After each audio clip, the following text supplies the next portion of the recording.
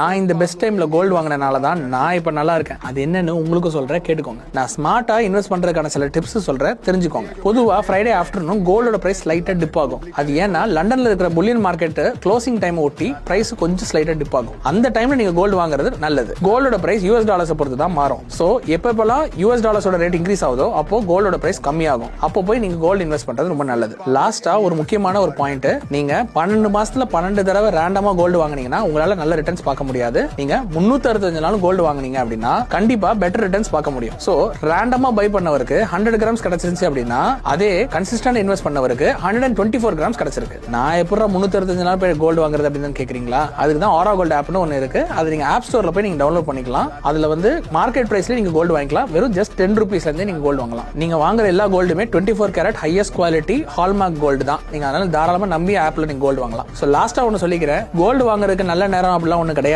நீங்க எப்ப கோல்டு வாங்குறீங்களோ அதுதான் நல்ல நேரம். சோ கண்ணை மூடிட்டு இன்வெஸ்ட் பண்ணி ப்ராஃபிட் பார்க்குற ஒரே அசெட் கோல்டு மட்டும் தான். சோ பயோல இருக்கிற லிங்கை கிளிக் பண்ணி இப்பவே கோல்டு வாங்க ஸ்டார்ட் பண்ணுங்க.